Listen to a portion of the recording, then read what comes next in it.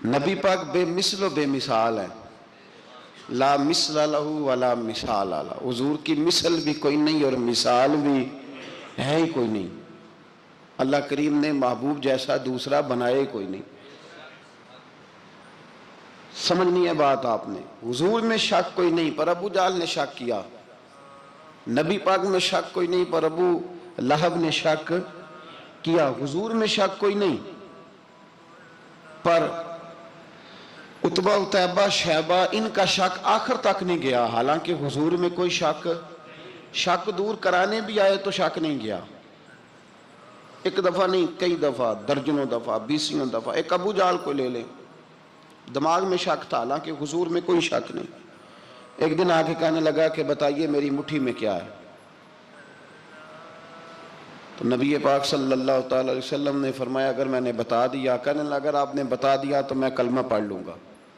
حضور نے فرمایا میں نے بتا دینا ہے پر تو نے کوئی نہیں پڑھنا، میں بتا دینا ہے۔ کہ بتائیے، تو حضور نے فرمایا چل سودا کر لیتے ہیں، اگر جو تیری مٹھی میں ہے وہی بتا دے پھر تیرا کیا خیال ہے؟ تو نبی پاک صلی اللہ تعالی علیہ وسلم نے کہا کیا بھئی ابو جہل کی مٹھی میں؟ تو اس کی مٹھی میں کنکر تھے، کنکروں نے کلمہ پڑھنا شروع کر دیے۔ جب کنکروں نے کلمہ پڑھا، پتھر تھے وہ، انہوں نے کلمہ پڑھا، ابو جہل نے وہ کنکر زمین پہ پھینکے کہنے لگا اوہو تیرا جادو تو پتھروں پہاڑوں پہ بھی چلتا ہے۔ اب جملہ کہنے لگا ہوں سمجھ لینا، ابو جہل گوشت کا آدمی تھا، کنکر پتھر تھے، پتھر کلمہ پڑھ گئے، گوشت پوشت کا آدمی تھا پر کلمہ، کیونکہ یہاں کیا تھا؟ شک، اس نے آگے نہیں بڑھنے دیا، گوشت پوشت کا شخص ہو کے پتھروں سے آگے نکل گیا۔ نبی پاک صلی اللہ علیہ وسلم کی خدمت میں آیا، بلکہ وہ جو یہودی والی روایت ہے اس کے پس منظر میں بھی بعض محدثین نے لکھا ہے، اس کو بھی اسی نے بھیجا، کہنے لگا جاؤ نبی پاک سے جا کے کہو اگر وہ درخت آپ کا کلمہ پڑھے تو میں بھی پڑھ لوں گا۔ درخت، اب درخت ہوتے تو جاندار ہیں پر کلمے تو کوئی نہیں نہ پڑھتے، درخت سے بھی تو انسانوں سے کلمہ پڑھنے کی بات، اگر درخت پڑھے تو میں پڑھ لوں گا۔ نبی پاک صلی اللہ علیہ وسلم دور بیٹھے تھے، درخت دور تھا، اور امام سیوطی علیہ رحمہ نے لکھا ہے درخت بھی کیکر کا تھا۔ نبی پاک صلی اللہ علیہ وسلم نے فرمایا اس یہودی سے کہ تو جا کے درخت کو کہہ کہ تجھے نبی پاک بلاتے ہیں۔ فرمایا میں گیا تو پھر تم نے کہنا جادو کر کے بلایا ہے۔ احتیاط بھی کی، ہر چیز آنکھوں کے سامنے رکھی، تو جا کے کہہ کہ تجھے بلاتے ہیں۔ وہ بندہ گیا، جا کے کہنے لگا، اور امام سیوطی نے اس کو لکھا ہے، کہنے لگے اس نے نبی پاک کا نام بھی نہیں لیا، کیونکہ ابو جہل اینڈ کمپنی کو پتا تھا کہ مصطفیٰ کے نام میں بھی بڑی برکت، خالی نام بھی نہیں لیا۔ کہنے لگا درخت وہ جو سامنے بیٹھے ہیں نا وہ تجھے بلا رہے، نام نہیں لیا حضور کا، وہ جو سامنے بیٹھے ہیں نا، جاءت لدعوتہ الاشجار ساجدۃ، امام بوصیری کہتے ہیں درخت آیا اور سجدہ کرتا ہوا، زمین چیرتا ہوا آیا۔ کس طرح آیا؟ پہلے آگے جھکا، پھر پیچھے جھکا، دائیں جھکا، بائیں جھکا۔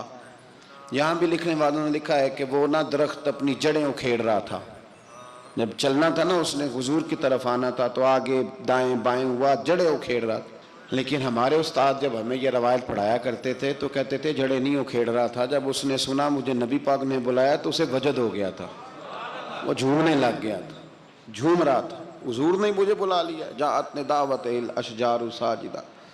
تو درخت آیا، اس نے آ کے نبی پاک کو سجدہ کیا، لکڑی کا بنا ہوا درخت ہے، سجدہ کیا۔ سجدہ کرنے کے بعد درخت اٹھا اور اٹھ کے اس نے نبی پاک کا کلمہ پڑھا۔ وہ جس کو ابو جہل نے بھیجا تھا نا یہودی، وہ درخت کی حالت دیکھ کے کلمہ پڑھ گیا، وہ کلمہ پڑھ گیا، لیکن یہی بے ایمان کہنے لگا اوئے ہوئے ان کا تو درختوں پہ بھی جادو چلتا ہے۔ لا ریب فی، شک قرآن پاک میں، لیکن اگر بندے کے دماغ میں ہو اس کا علاج ہے کوئی؟ ادھر ہی شک بیٹھ جائے۔ بھئی سادی مثال دیتا ہوں کہ سامنے دیوار صاف ہو لیکن گرد اگر آئینے پہ پڑی ہو، دیوار صاف کرنی چاہیے کہ اینک کا شیشہ صاف کرنا چاہیے؟ ساری زندگی لوگ دیوار صاف کرتے گزار دیتے، ساری زندگی تراش خراش کرتے گزار، اپنی مرضی کی پینٹنگ کرتے گزار دیتے ہیں، پر اپنی آنکھ کی پتلی صاف نہیں کرتے، آنکھ کی پتلی صاف نہیں کرتے۔ کسی نے حضرت رومی سے کہا تھا हुजूर दुनिया में कोई अच्छा मिलता नहीं, फरमाने लगे थोड़ा रोना शुरू कर ताकि तेरी पुतलियां वुजू कर लें, वुजू कर लें, वो उन्हें पता चल जाए कि कितने साफ सुथरे लोग दुनिया में पाए जाते। अबू जाल फिर आ गया, कहने लगा अगर आप चांद के 2 टुकड़े कर दें तो मैं कलमा पढ़ने को तैयार हूं। अच्छा, यहां भी बड़ी मजे की बात है। अल्लाह ने पहले कह दिया नबी पाक को कि इन्नल्लज़ीना कफ़रू सवाउन अलैहिम आ अनज़रतहुम अम लम तुनज़िरहुम ला युमिनून। महबूब, ये जिनकी किस्मत में कुफर है ना, आप इन्हें डराएं चाहे ना डराएं, ये ईमान नहीं लाएंगे। कंकरों ने भी कलमा पढ़ लिया, दरख्तों ने भी पढ़ लिया, सारा कुछ हो गया, और अल्लाह ने भी कह दिया कि महबूब इस बेईमान ने कलमा नहीं पढ़ना। पर हुजूर ने फरमाया ये पढ़े ना पढ़े, हमने मैदान नहीं छोड़ना। जितनी दफा आएगा ना हम इसे जरूर मौजज़ा दिखाएंगे, जितनी दफा आएगा, हम क्यों मैदान छोड़। आगे कहने लगा जी अगर चांद के 2 टुकड़े कर दे तो इक़्तरबतिस्साअतु वंशक्कल कमर। तो नबी पाक सल्लल्लाहु अलैहि वसल्लम ने उंगली का इशारा किया, चांद 2 हिस्सों में बटा। कोहे सफा एक पहाड़ी थी मक्के में, आधा टुकड़ा पहाड़ी की इस जानिब हुआ, आधा इस जानिब। यानी वजाहत की अल्लाह करीम ने कि ऐसे ना हो कि ये कह दी वो तो ऐसे बिल्कुल शक हुआ तो मिल गया, पता नहीं मेरी आंखों पे जादू हो गया, मिला है कि नहीं मिला। जब टूटा तो हदीस पाक में आता है कि आधा चांद कोहे सफा के इधर गया और आधा तो पहाड़ी थी, चांद नीचे आया, पहाड़ी के गिर्द घूमा, आगे जाके मिला। यानी वक्फा दिया गया बाकायदा देखने का, समझने। पूरी दुनिया में जितने लोग उस वक्त चांद देख रहे थे, हिंदुस्तान तक रवायतों में मिलता है कि लोगों ने गवाही दी कि हमने चांद टूटते देखा है। जमाना मान गया, लोगों की चीखें निकल गई, लोग कदमों में गिर गए। पर वो जिसके दिमाग में शक था ना, वो नहीं माना। शजर हजर पहचान गए, पर इंसान की नज़रों में शक ही रहा। दुनिया में सबसे मजबूर, कमज़ोर, बुज़दिल, कम फहम बंदा वो है जिसके दिमाग में शक है। सबसे कम फहम आदमी, उसकी फिरासत रूहानिया ज़ीरो है, वो एक नाकाम शख्स है। उसको किसी पे भी शक पड़ जाए, किसी पे भी। हमने देखा है जो औरत अपने मर्द पे शक करने लग जाती है, उस घर का कोई इलाज ही नहीं होता। जो शिकवा करती है रोटी का, पैसों का, वो किसी दौर में मसला उसका हल हो जाता है। जो नाफरमान होती है उसका भी मसला किसी न किसी ज़माने में हल हो ही जाता है। ये जिसको शक पड़ जाता है ना, शक, उसका मसला क़यामत की सुबह तक हल नहीं होता। अगर मर्द को शक पड़ जाए उसका मसला भी कभी ज़िंदगी में दोबारा हल, याद रखें। ये जो शुकूक व शुबहात है ना, कुरान पूरा शुकूक व शुबहात का इजाला करता है। काफिर के सवाल का जवाब देता है, मुनाफिक के सवाल का जवाब देता है। कुरान मजीद हर एक की तसल्ली कराता है, लेकिन शुरू में बता दिया कि ला रईब फी, शक वाली गुंजाइश इसमें। लोग आज तक शक कर रहे हैं कि अल्लाह का कलाम है कि नहीं, आज तक लोग कहें। तो मेरे भाई, शुकूक वाली ज़िंदगी कमज़ोर होती है। शुकूक वाली, अक्लमंद लोगों की ज़िंदगी कमज़ोर ज़िंदगी है। सहाबा कराम अमल वाले लोग थे, वो बहसों में उलझे रहते तो अमल ना कर पाते। हमारे यहाँ ना बहस होती है जिस मसले का कोई ताल्लुक ही नहीं, उलझनों से निकल आए। अमल का रास्ता, बहस जो होती है ये अमल का रास्ता रोकती है। अक्लमंद ना बने, फर्मा बरदार बने। मेरे भाई, शुकूक व शुबहात वाली जो लाइफ है, लेकिन ना अंबिया किराम अलैहिस्सलाम के बारे में शुकूक व शुबहात हैं, औलिया उज़्ज़ाम के बारे में। अब एक नया शक पैदा हो गया है कि फैज़ मिलता है कि नहीं मिलता। हमने फलाने वली को देखा नहीं, सारी ज़िंदगी उसका नाम लिया, फैज़ मिलेगा कि नहीं। गौस पाक को देखा नहीं, सारी ज़िंदगी कादरी कहलाया, फैज़ मिलेगा कि नहीं। ख्वाजा अजमेर को देखा नहीं, चिश्ती कहलाए, फैज़ मिला कि नहीं। साबर पिया को देखा नहीं, साबरी कहलाए, फैज़ मिला कि नहीं। ओ खुदा के बंदे, फैज़ वो चीज़ है जो नज़र नहीं आती पर महसूस सबसे ज़्यादा होती है। मिले तो हज़रत अवैस करनी भी नहीं थे नबी पाक से, वो भी नहीं मिले थे, मुलाकात तो उनकी भी नहीं हुई थी। क्या कहोगे, मुलाकात नहीं हुई, लेकिन फ्यूज़ो बरक़ात का ये आलम है कि मेरे महबूब ने फरमाया वो दुआ करेगा तो अल्लाह मेरी उम्मत की बख्शिश फरमाएगा। तो आप, हमारे सूफिया में एक सिलसिला अवैसिया है।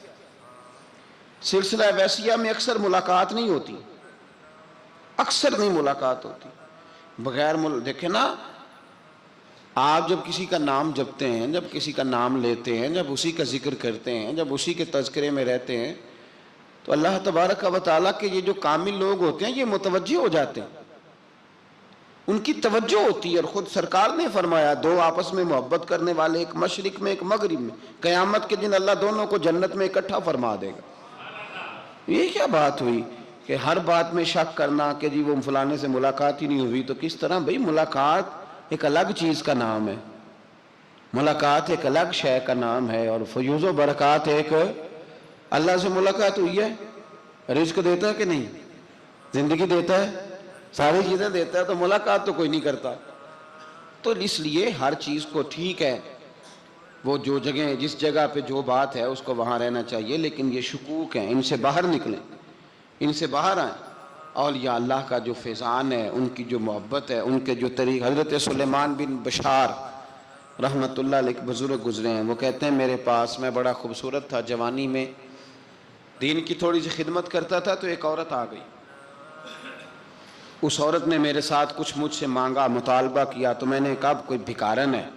میں نے جب اس نے نقاب اوڑھا ہوا تھا، جب میں نے اس کی طرف پیسے دینے کے لیے، خیرات دینے کے لیے کوئی چیز بڑھائی، تو اس نے چہرے سے کپڑا ہٹایا، میں نے نظر جھکا لی، کہنے لگی سلیمان میرا رنگ روپ تو دیکھ، میں کتنی خوبصورت ہوں، میں تیری محبت میں گرفتار ہو گئی، خدا را میں اپنے آپ کو تیرے حوالے کرتی ہوں۔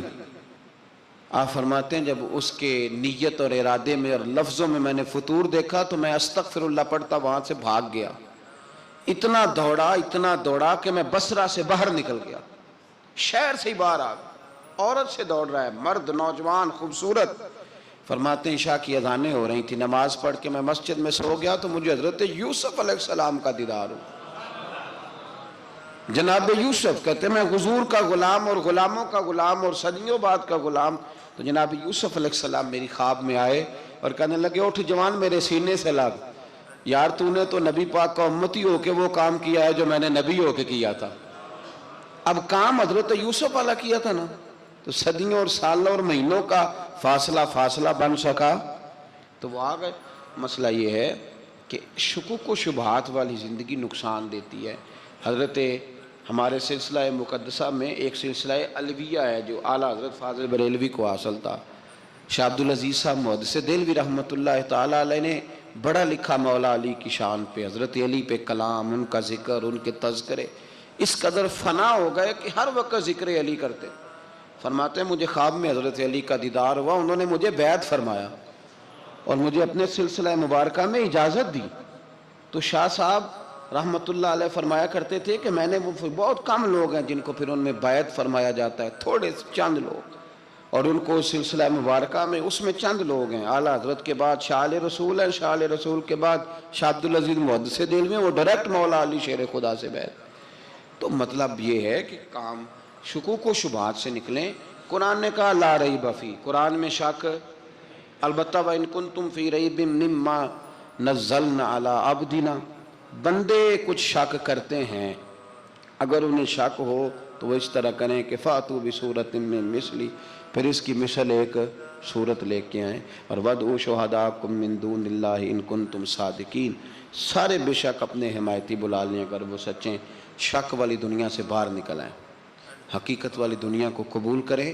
شکوک و شبہات کا ازالہ نہیں ہوتا، شک دوسرے شک کو جنم دیتا ہے، نقص دوسرے نقص کو جنم دیتا ہے، غلطی دوسری غلطی کو جنم دیتی ہے۔ اور انسان جب تک شکوک کی، میں نے آپ کو کہہ دیا کہ ہر گھر بس سکتا ہے، ہر گھر، ہر عورت کے صحیح ہونے کی امید ہوتی ہے، پر جس بی بی کو اپنے خاوند کے کردار پہ شک ہو وہ بی بی کبھی مطمئن نہیں ہوتی۔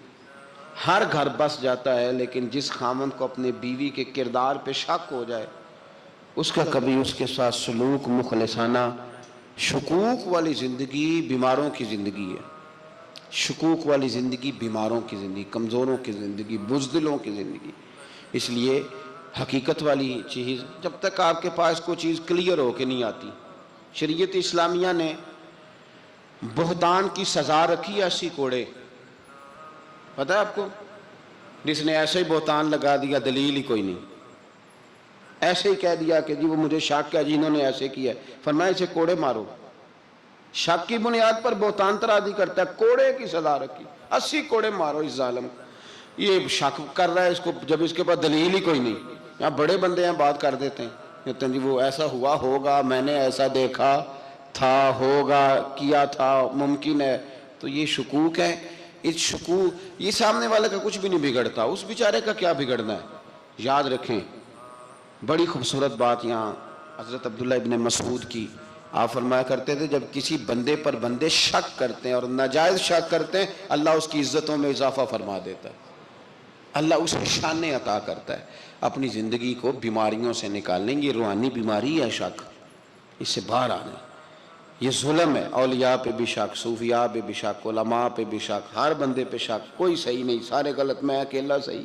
اس شک سے باہر آ جائیں، یہ نفسیاتی مریض بنا دے گا، بے سکون کرے گا، بے قرار کرے گا۔ جس ترتیب سے ہم مسکراتے ہیں، جس ترتیب سے ہم روتے ہیں، جس ترتیب سے ہم کسی بات کا اظہار تشکر کرتے ہیں، خدا ان باتوں سے پاک ہے۔ اب بہت ساری حدیثوں میں آیا کہ وہ مسکراتا ہے، تو کیا مطلب ہے مسکرانے کا؟ تو علماء تفسیر نے لکھا ہے مسکرانے کا مطلب یہ ہے کہ وہ بڑا ہی راضی ہوتا ہے اپنے بندے سے، بڑا راضی ہوتا ہے، یہ مطلب ہے۔ ایک تو مسکرانے کا مطلب یہ کہ وہ بڑا راضی ہو گیا، بڑا راضی ہو گیا، وہ مسکرا دیا اپنے بندے پہ۔ اور ایک اس کا معنی خود نبی پاک صلی اللہ تعالی علیہ وسلم نے بیان فرمایا، مسند امام احمد بن حنبل میں حدیث ہے، حضور سید عالم علیہ السلام سے صحابہ نے پوچھا یا رسول اللہ شہید تو بڑے لوگ ہوتے ہیں، شہیدوں میں افضل کون ہے؟ تو اللہ کے حبیب علیہ السلام فرمانے لگے وہ والا بندہ جو ڈٹ گیا تھا کافروں کے مقابلے میں، وہ ہلا نہیں، پوری طرح ڈٹ کے جو لڑا، وہ شہداء میں افضل ہے۔ حضور فرماتے ہیں وہ جنت کے بالا خانوں میں سیر کرے گا اور رب اسے دیکھ کے مسکرائے گا، رب اسے دیکھ کے مسکرائے گا، اللہ تعالیٰ مسکراتا ہے اسے دیکھ کے۔ اور اگلے جملے میں حضور نے وضاحت کر دی، فرمایا جب رب دنیا میں کسی پر مسکراتا ہے نا، تو اس کا معنی یہ ہے کہ قیامت میں پھر اللہ اسے حساب کوئی نہیں لے گا۔ جس پر اللہ دنیا میں مسکرا دیا اس سے کوئی حساب، تو وہ کام ڈھونڈنے چاہیے نا جس سے اللہ مسکرائے۔ ویسے کبھی ہم ایسا کرتے ہیں کہ نہیں کہ کسی کو راضی کیا جائے؟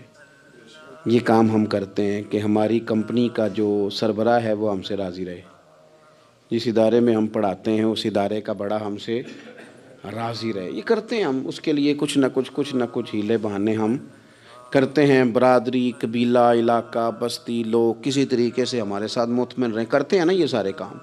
اس میں تھوڑی مشکل بھی ہمیں آتی ہے، لیکن کرتے ہیں، کیا کریں۔ گھر میں بھی کئی دفعہ ایسا ماحول بنانا پڑتا ہے۔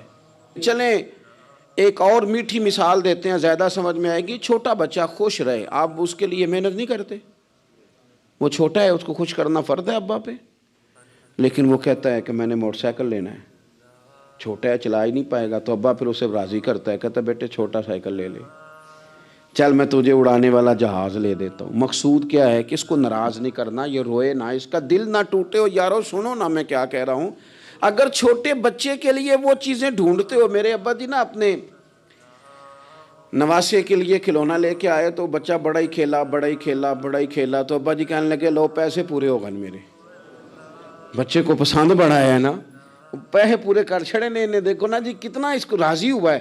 تو انسان کیا کرتا ہے کہ کوشش کرتا ہے، چھوٹا بچہ بھی ناراض نہ ہو تو وہ چیزیں وہ ڈھونڈتا ہے کہ اس کو کیا پسند ہے، چاکلیٹ لے جاؤں، فلاں چیز لے جاؤں، آئس کریم لے جاؤں۔ تو ایک بچے کے لیے، گھر کے لیے، سربراہ کے لیے اتنی محنت کرتے ہو، تو وہ کام بھی ہمیں ڈھونڈ کے تلاش کرنے چاہیے نا جس سے رب راضی ہوتا ہے، اللہ راضی ہوتا ہے۔ بتاؤں وہ کون کون سے کام ہیں؟ نبی کریم صلی اللہ تعالی علیہ وسلم نے ارشاد فرمایا 3 لوگ ہیں جنہیں دیکھ کے رب مسکراتا ہے۔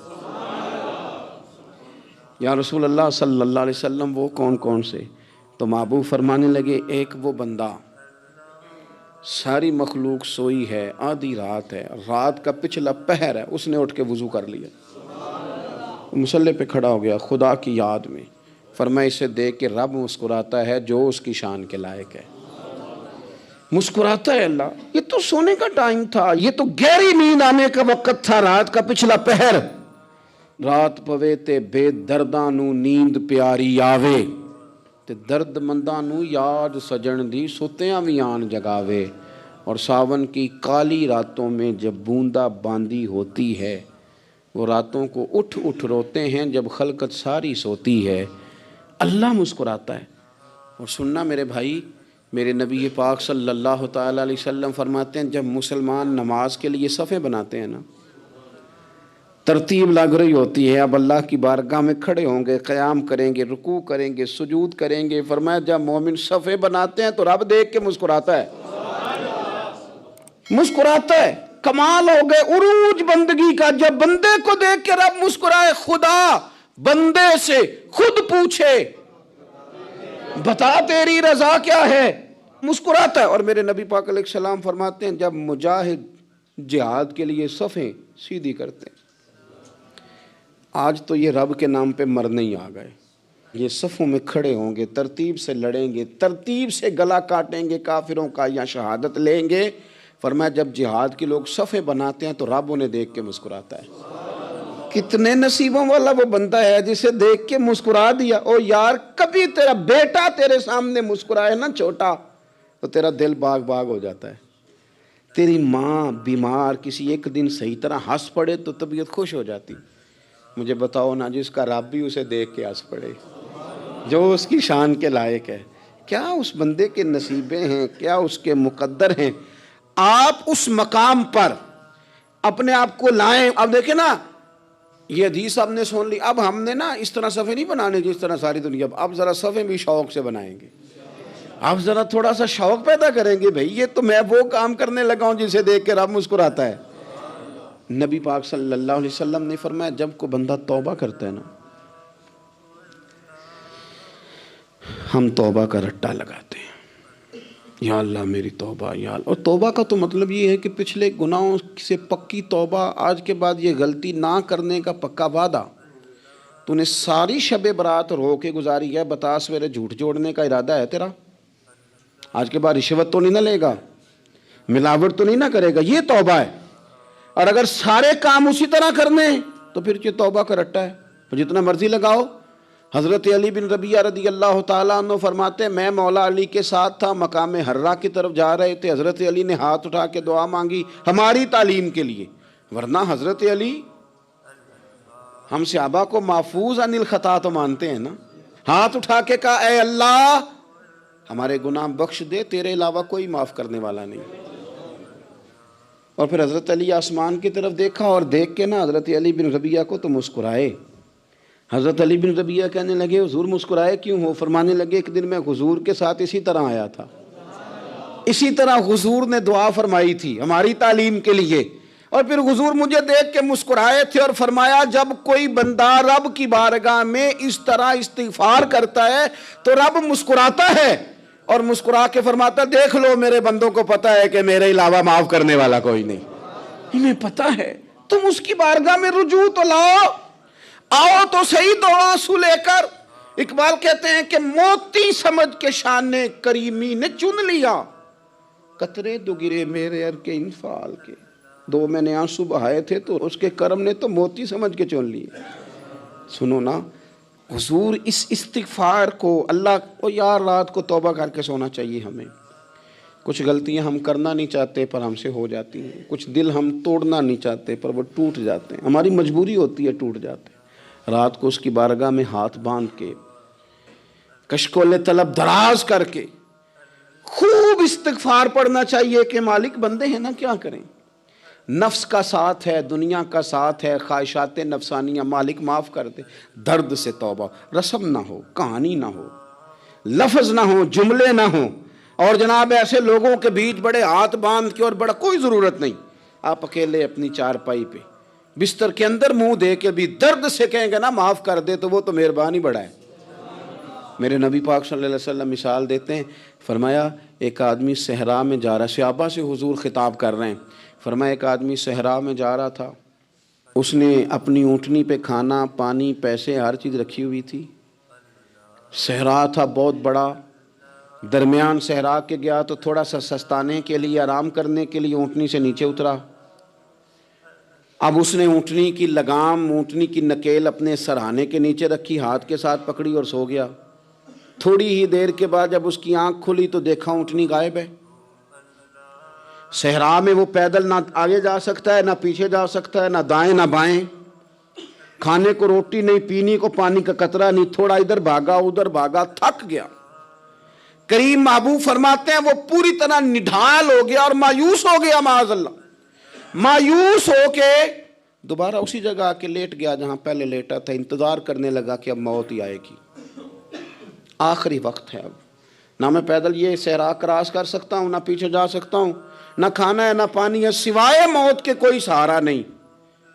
حضور فرماتے ہیں وہ رستے میں دوبارہ لیٹ گیا، اچانک اس نے رخ بدلا تو اونٹنی سامنے کھڑی تھی۔ حضور نے صحابہ سے پوچھا بتاؤ نا اسے بھلا کتنے کو خوشی ہوگی؟ یا رسول اللہ جسے نئی زندگی مل گئی ہے۔ آپ دیکھیں نا سارے ڈاکٹروں نے کہہ دیا کہ اس کے تو گردے معدہ جگر ہر چیز ختم ہے، گھر لے جاؤ خدمت کرو، ہر طرف پریشانی ہے۔ وہ بندہ بھی سمجھ گیا ہے کہ آخری وقت آ گیا، کل جاؤں پرسوں جاؤں، تیاری ہو گئی، سب لوگ آ گئے، باہر والے بھی آ گئے، یہ ماحول ایک عجیب رنگ اختیار کر گیا۔ اچانک ایک ڈاکٹر نے آ کے کہا نہیں نہیں غلطی لگ گئی تھی۔ مجھے بتائیے انداز کیا ہوتا ہے؟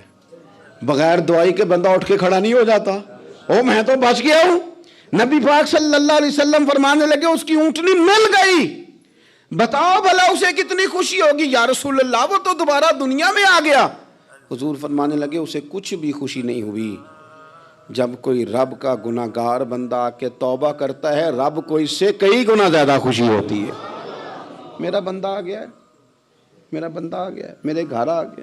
اس نے آنسو بہائے ہیں، اس نے کہا اللہ میں تیرا ہی ہوں، تیرا ہی رزق کھاتا ہوں، تیری ہی زمین پہ رہتا ہوں، تیرے نام سے میری سانسیں چلتی ہیں۔ وہ آ گیا۔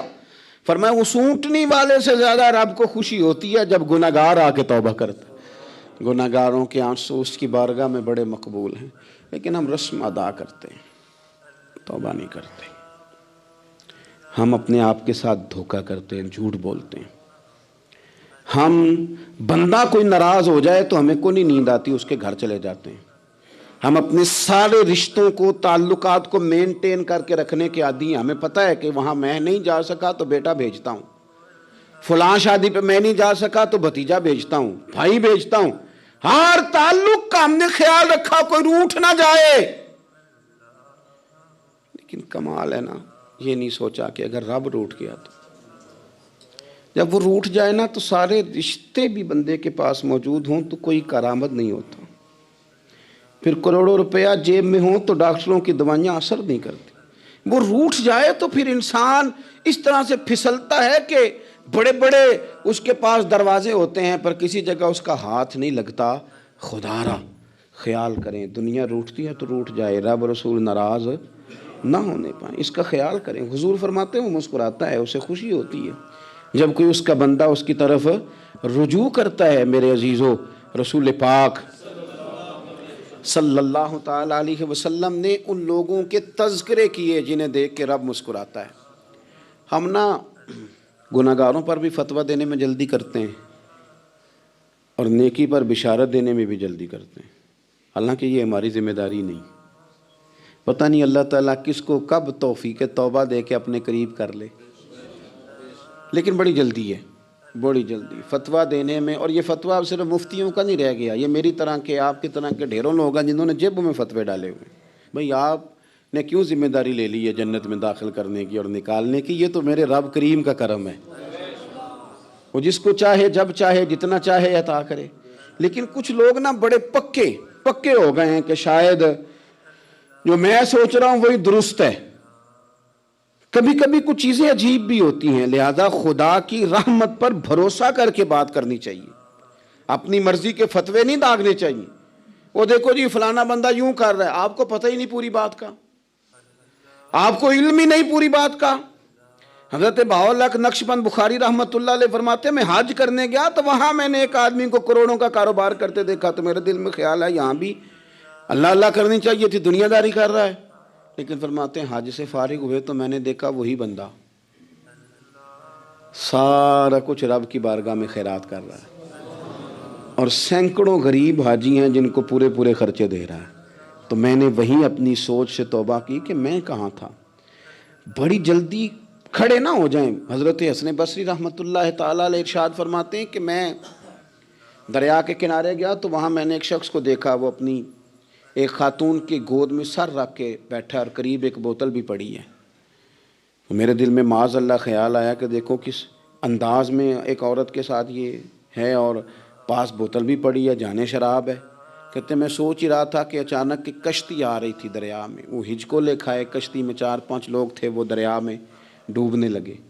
وہ آدمی تیزی سے اٹھا، دریا میں چھلانگ لگائی، پہلے ایک کو نکالا، پھر دوسرا نکالا، پھر تیسرا نکالا. ایک بندہ رہ گیا، کہنے لگا حضور مجھے تو آپ نے گناہ گار سمجھا ہے، میں تو بڑے غلط انداز میں یہاں بیٹھا ہوں، آپ نے جو سوچا. چلیں گے چوتھا بندہ آپ نکالنا ہے، کرے نا یہ کام، کرے نا یہ کام. بڑے بھولے بھالے، بڑے اللہ والے، ریاض آپ کو بس ہم ہی جانتے ہیں، اتنی جلدی فتویٰ. حضرت حسن بصری فرماتے ہیں میں پشیمان ہوا، میں نے کہا مجھے تیرنا نہیں آتا، تو دیر نہ کر، چوتھا ڈوب نہ جائے. کرتے اس نے چھلانگ لگائی، چوتھا بھی نکال لایا اور کہنے لگا حضرت آپ نے جلدی کی سوچنے میں، یہ بی بی میری ماں ہے اور یہ سرکے کی بوتل ہے.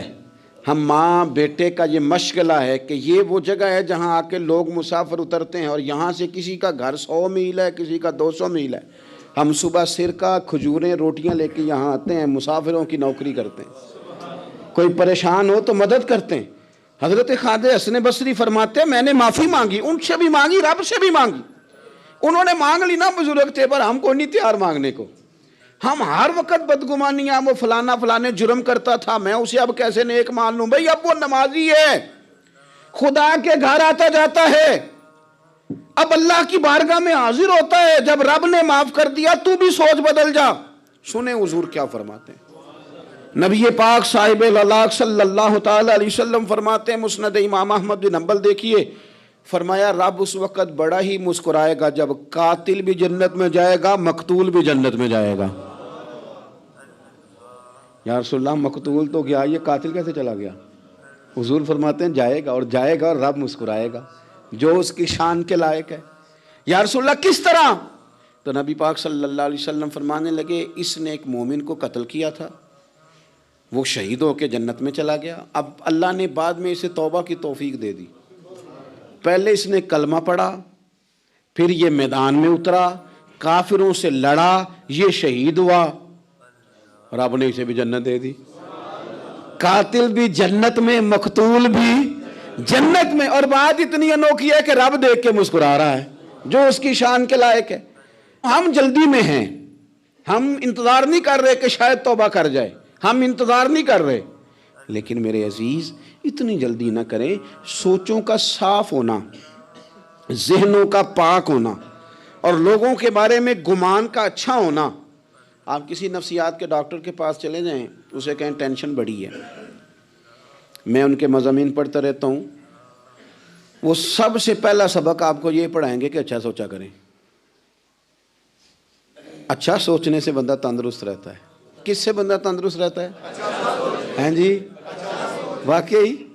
یعنی اس والے پڑوسی کے بارے میں بھی اچھا سوچنا ہے، گھر میں اس والے کے بارے میں بھی، چھوٹے بھائی کے بارے میں بھی اچھا سوچنا ہے، اور بڑے کے بارے میں بھی اچھا ہی سوچنا ہے. یعنی اپنی برادری قبیلے کے بارے میں بھی اچھا سوچیں، جو قبیلے کا نہیں اس کے بارے میں بھی چلیں تھوڑا سا اچھا سوچ لیں. اپنے بارے میں تو اچھا سوچا ہے بڑا. میں کہتا ہوں کہ ہم اپنی غلطیوں سمیت اپنے آپ سے بڑا پیار کرتے ہیں، اور دوسرے کی ایک غلطی نظر آ جائے تو ہمیں گھین آنے لگ جاتی ہے.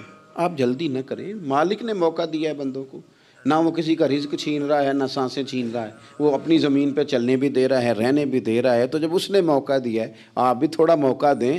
اللہ بڑا کریم ہے، دروازے کھولے گا، اس کے بندے اس کی بارگاہ تک پہنچیں گے.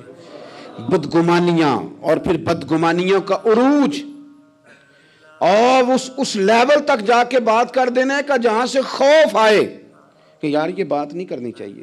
رسول کائنات سرور دو عالم صلی اللہ تعالی علیہ وسلم فرماتے ہیں کہ اللہ مسکراتا ہے. دیکھو ہمارے ہاں نا ایک اور بھی مسئلہ بن گیا ہے. میں نے کچھ لوگوں کو نا پکا، میرے پیارے ہیں، محبت ہے مجھے، تو میں چونکہ آپ میری کلاس ہیں، میں مشاہداتی اور تجرباتی باتیں بھی کر لیتا ہوں، اسی کی روشنی میں کئی دفعہ گفتگو بھی تیار کرتا ہوں. کچھ لوگوں نے نا پکا ذہن بنا لیا یہ کہنے کا کہ ہاتھ بڑا تنگ ہے. پکا آپ جس وقت پوچھ لیں ان کا ہاتھ اور بڑا ہی زیادہ تنگ ہے. آپ یقین کریں بہن کا جو خاوند ہے وہ کہہ رہا ہے جا حصہ لے کے آ, تیرے بھائیوں کی کمائی تو نہیں تیرے ابا کی ہے, لے کے آ.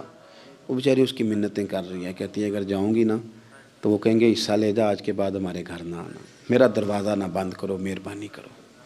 اور بھائی سے بات کرتی ہے تو کہتا ہے ہاتھ ہی بڑا تنگ ہے, جب ٹھیک ہوگا تو دے دوں گا. نہ کریں یہ ظلم. ہمارے اپنے تڑپتے رہتے ہیں اور ہماری دولتیں اندر پڑی رہتی ہیں. ہمارے اپنے چھوٹی چھوٹی ضروریات کے لیے پریشان ہوتے ہیں, لیکن ہم بڑے بڑے بہانے ہیں ہمارے پاس, کہتے ہیں یہ نکما ہے, یہ نکھٹو ہے, یہ کام نہیں کرتا, اس میں فلانا ہے, بے فلانا ہے, بلہذا میں نے نہیں ساتھ چلنا. اظہار جب آپ کے اندر پیدا ہوتا ہے نا, اظہار جب کسی کے لیے آپ حساس ہوتے ہیں تو آپ کو بھی سرور حاصل ہوتا ہے. نہ کریں یہ کام کہ آپ کو اللہ نے وسعت دی ہے اور ہر وقت آپ ہاتھ تانگ ہونے کا رونا رو رہے ہیں, ہر وقت آپ یہ کہہ رہے ہیں میں بڑی آزمائش میں ہوں, جب خدا نے آپ پہ نہیں ڈالی.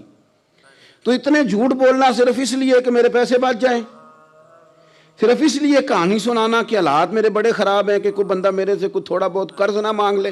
سنو, نبی پاک صلی اللہ علیہ وسلم کے پاس مہمان آ گیا, بخاری مسلم ہے.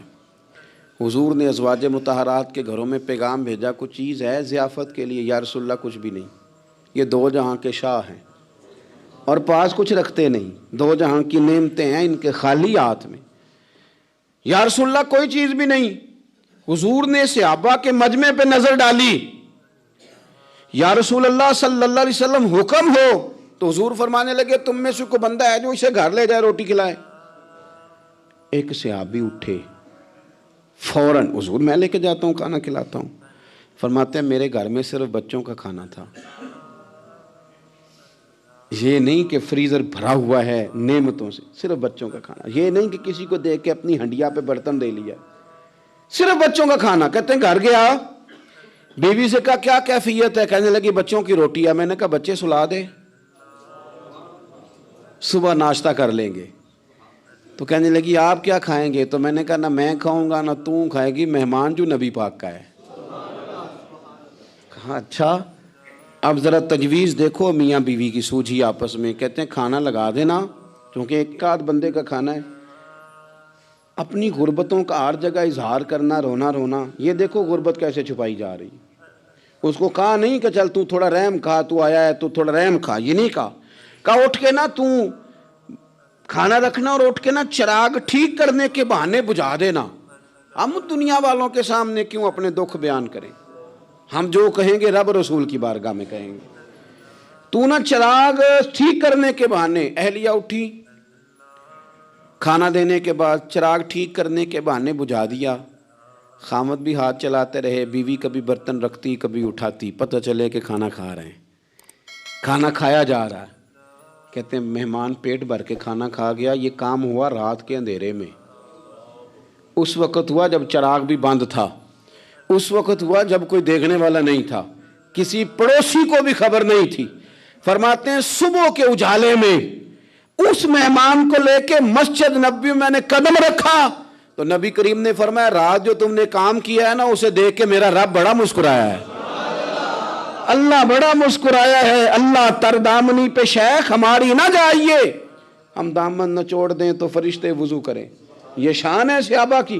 نبی کریم علیہ السلام نے فرمایا رب رات مسکرایا تیرا یہ انداز دیکھ کے, اور اس نے قرآن نازل کیا وَيُؤْثِرُونَ عَلَىٰ أَنفُسِهِمْ وَلَوْ كَانَ بِهِمْ خَصَاصَةٌ. کچھ لوگ وہ ہیں جنہیں بڑی بھی ضرورت ہو تو دوسروں پر اثار کر دیتے ہیں, قربانی دے دیتے ہیں. رب مسکرایا ہے, اندر پیسے رکھے ہوئے ہیں, اندر پیسے رکھے ہوئے ہیں. اور بہن آ کے منت کر رہی ہے کہ بھائی حالات بڑے خراب ہیں, تھوڑی سی مہربانی کر. تو کہتے ہیں بہن پردہ ہی ہے بس, کیسے بتاؤں تجھے حالات, تجھے کیا بتاؤں کام کتنی مشکل سے چلتا ہے, یہ پردہ یہ بس. بہرحال اگر تو نے کہا ہے نا 50,000 تو میں زیادہ نہیں کوئی 20 کو دے دوں گا تجھے, وہ بھی خاصی نیکی کر کے, وہ بھی بتا سکھا کے. رات اماں پہ علیحدہ سے احسان چڑھاؤں گا, ابا پہ علیحدہ سے چڑھاؤں گا کہ تمہاری بیٹی کے ساتھ تعاون کر رہا ہوں, سارے علاقے کو ویسے ہی بتاؤں گا. اور وہ غریبنی بیچاری 20,000 لے کے گھر گئی ہے, پہ سفارشیں کر رہی ہے کہ مہربانی کرو. میں نے ایسے بھی دیکھے ہیں جو پہلے بیوی کو پکڑاتے ہیں تو دے, اس لیے کہ پھر وزیر اعظم تو ڈنڈا نکال لے گا تو بڑا مشکل ہو جائے گا پھر گھر میں رہنا. لہذا وہ یہ تو آگے لگ، یہ کیا لہجہ ہے آپ کا؟ یہ تو کسی کو بھی دیں تو چھپا کے دینے کا حکم ہے، کسی کو بھی دیں تو ہمیں حکم یہ ہے کہ سیدھے ہاتھ سے دینا ہے، الٹے کو خبر۔ اور یہ جو بالکل ہی اپنے ہیں، ان پر تو پردہ پوشی آپ کے لیے ویسے ہی ضرورت تھی۔ میرے عزیز، رب مسکراتا ہے، میرے نبی پاک علیہ السلام نے یہ اعمال ہمیں بتائے جن پر اللہ مسکراتا ہے، خوش ہوتا ہے۔ اور بعض لوگوں کو حضور نے نامینیٹ کیا، حضرت سعد بن معاذ رضی اللہ تعالیٰ عنہ عظیم صحابی تھے۔ یہ وہ خوبصورت صحابی ہیں جن کے جنازے کو کندھا میرے نبی پاک نے عطا فرمایا، حضور نے کندھا عطا فرمایا۔ کمال ہو گئی، نرخ بازار محبت کا انوکھا ہی ہو گیا، خود خریداروں میں شامل آ کے مولا ہو گیا۔ حضور نے کندھا دیا۔ حضرت سعد بن معاذ رضی اللہ تعالیٰ عنہ کا جب جنازہ اٹھا، ان کی والدہ رو پڑی، بڑے درد سے روئی، ماں تھی نا۔ ان کی آواز جب حضور تک گئی تو نبی پاک نے فرمایا آنسوؤں کو روک لے، آواز کو کم کر لے، تیرے بیٹے کی تو جب روح پرواز ہوئی ہے تو رب مسکرایا ہے۔ جس کے آنے پہ رب راضی ہو، مسکرا دے جو اس کی شان کے لائق ہے۔ یہ تو وہ لوگ ہیں کہ جن کے جانے پر نا رب، وہ کسی نے کہا تھا کہ میرے مرنے پہ ہر سو شور مچ جائے گا، دیکھو گے میرے مرنے پہ ہر سو شور، تمہیں پتہ چل جائے گا جب ہم جائیں گے، میرے مرنے پہ ہر سو شور مچ جائے گا، دیکھو گے، اور کہنے الوداع سرکار خود تشریف لائیں گے۔ اور درویش کہنے لگے بعد مرندے مکھڑا میرا ہو جاوے جے تازہ، پھر سمجھ لینا محبوب میرے نے آن پڑے ہے جنازہ۔ اور عاشق کا جنازہ ہے، ذرا دھوم سے نکلے اور محبوب کی گلیوں سے ذرا گھوم کے نکلے۔ فرمایا کہ ان کے تو جانے پہ رب کریم۔ اور حضور نے ایک دعا بھی دی۔ حضرت ابو طلحہ، حضرت طلحہ رضی اللہ تعالیٰ عنہ صحابی تھے، ان کا وصال ہو گیا تو حضور نے دعا بھی دی۔ فرمایا یا اللہ جب میرا طلحہ آئے نا تو اس سے مسکرا کے بات کرنا، یہ تجھ سے مسکرا کے بات کرے جو تیری شان کے لائق ہے۔ تو اللہ تعالیٰ غائب درجے راضی ہوتا ہے۔ ایک دفعہ پھر بات دہراتا ہوں، جو میدان میں ڈٹ کے شہید ہو رب اسے دیکھ کے مسکراتا ہے جو اس کی شان کے لائق۔ جو توبہ صحیح کریں، سچی کریں، رب انہیں دیکھ کے مسکراتا ہے جو اس کی شان کے لائق ہے۔ جو نماز کے لیے صفیں بنائے رب انہیں دیکھ کے مسکراتا ہے۔ جو جہاد کے لیے صفیں بنائے رب دیکھ کے مسکراتا ہے۔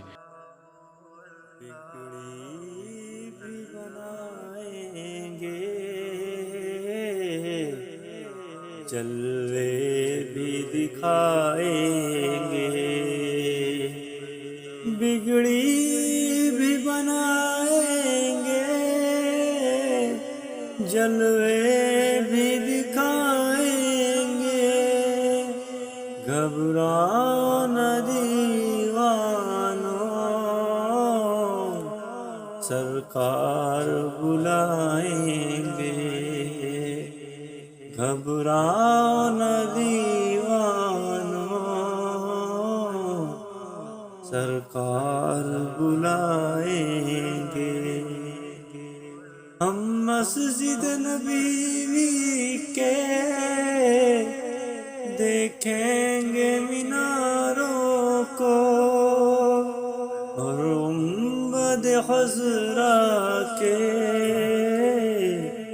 پرنور نظاروں کو، ہم جا کے مدینہ پھر واپس نہیں آئیں گے، مل جائے گی تعبیر ایک روز تو خوابوں کی، گر جائے گی دیوار سب دیکھ نہ راہوں کی، ہم روزہ اقدس پر آنسو جو بہائیں گے، دل عشق نبی میں تم کچھ اور تڑپنے دو،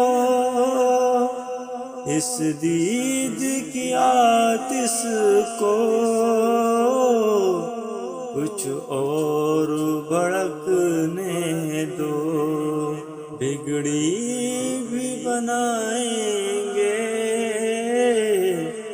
جلوے بھی دکھائیں گے، گھبراؤ نہ دیوانو،